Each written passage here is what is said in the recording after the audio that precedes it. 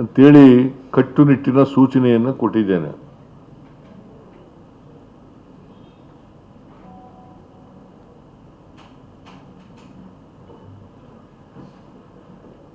ಇಲ್ಲಿವರೆಗೆ 2%, 3%, 4% ಸರ್ವೆ ಆಗಿದೆ.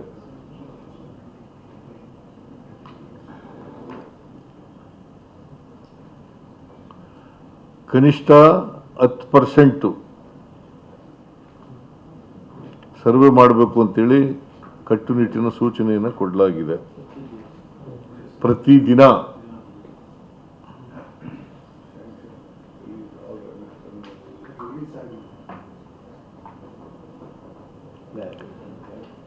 ಆಮೇಲೆ ಗೌರವಧನ ಏನು ಕೊಡ್ತೀವಿ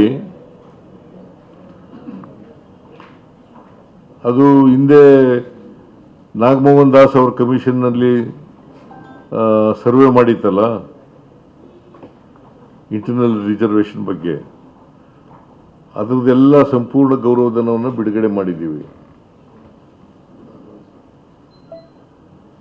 ಯಾರಿಗೂ ಅನುಮಾನ ಇಲ್ಲದ ರೀತಿಯಲ್ಲಿ ಈ ಸರ್ವೆ ಕಾರ್ಯಕ್ಕೂ ಕೂಡ ಗೌರವಧನವನ್ನು ಎನ್ಯುಮರೇಟರ್ಸ್ಗೆ, ಗಣತಿದಾರರಿಗೆ ಕೊಡ್ತೇವೆ, ರಿಲೀಸ್ ಮಾಡಿದ್ದೇವೆ. ಅದರಿಂದ ಯಾರು ಕೂಡ ಇದ್ರ ಬಗ್ಗೆ ಸಂಶಯ ಅಥವಾ ಅನುಮಾನನ ಪಟ್ಟುಕೊಳ್ಬೇಕಾದಂಥ ಅಗತ್ಯ ಇಲ್ಲ.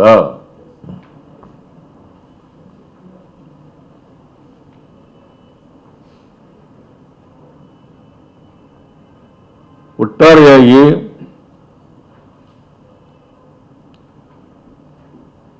ಸುಮಾರು 2 ಕೋಟಿಗಿಂತ ಹೆಚ್ಚು ಹೌಸ್ ಹೋಲ್ಡ್ಗಳಿದ್ದಾವೆ.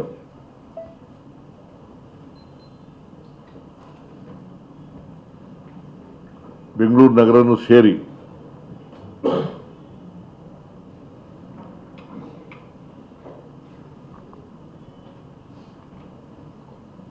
ಎಲ್ಲ ಮನೆಗಳನ್ನು ಕೂಡ ಸರ್ವೆ ಮಾಡಿ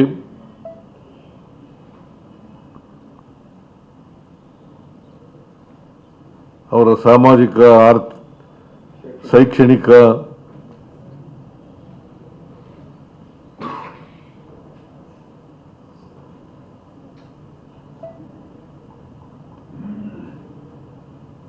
ವಿಚಾರಗಳನ್ನು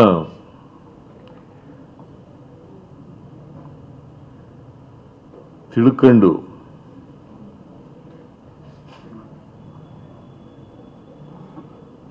ನಿಗದಿತ ಅವಧಿನಲ್ಲಿ ಮುಗಿಸಬೇಕು ಅಂತಕ್ಕಂಥ ಸೂಚನೆಯನ್ನು ಕೊಟ್ಟಿದ್ದೇನೆ. ಆಮೇಲೆ ಆನ್ಲೈನ್ನಲ್ಲಿ ಕೂಡ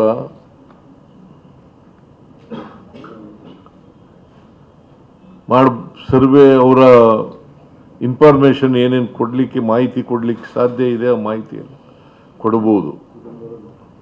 ಆಮೇಲೆ ಒಂದು ವೇಳೆ ಮನೆಗಳು ಬೀಗ ಹಾಕಿದ್ರೆ,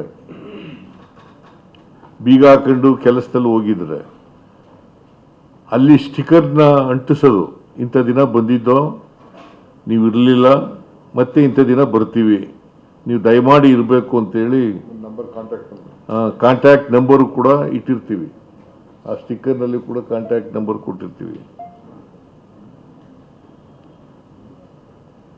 ನಿನ್ಗೆ ಅರ್ಥ ಆಯ್ತೇನಪ್ಪ?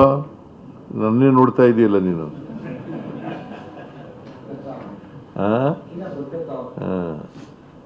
ಯಾರು ಈಗ ಗುಡ್ಡ ಪ್ರದೇಶಗಳಲ್ಲಿ, ದೂರದ ಗುಡ್ಡಗಳಲ್ಲಿ ವಾಸ ಮಾಡ್ತಕ್ಕಂಥ ಜನ ಇದ್ದಾರಲ್ಲ, ಅವರು ಇಂಥ ಕಡೆ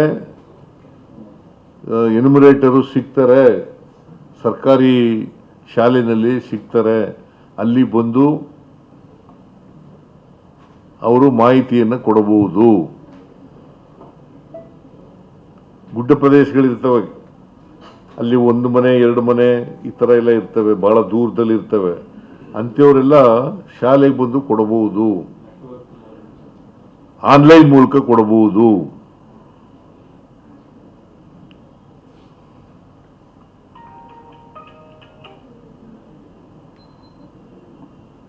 ಸಂಪರ್ಕ ವ್ಯವಸ್ಥೆ ಇರೋದಿಲ್ಲ ಅವರಿಗೆ.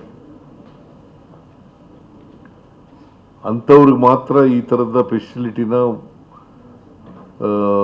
ಸೌಕರ್ಯನ ಒದಗಿಸ್ಕೊಡ್ತಕ್ಕಂಥ ಕೆಲಸ ಮಾಡ್ತೇವೆ.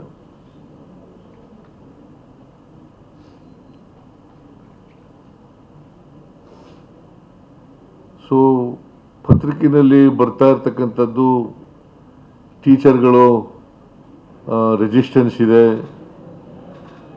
ತಪ್ಪು ತಿಳುವಳಿಕೆಗಳಿಂದ ಮಾಡ್ತಾ ಇದ್ರು. ಅದು ಬಿಟ್ಟರೆ ಎಲ್ಲೂ ಕೂಡ ರೆಸಿಸ್ಟೆನ್ಸ್ ಇಲ್ಲ. ಒಂದು ವೇಳೆ ರೆಸಿಸ್ಟೆನ್ಸ್ ಮಾಡಿದ್ರೆ, ಕೋಆಪರೇಟ್ ಮಾಡದೆ ಹೋದರೆ ಅಂಥವ್ರ ಮೇಲೆ ಕಾನೂನು ರೀತಿಯ ಕ್ರಮ ತಗೊಳ್ತೀವಿ.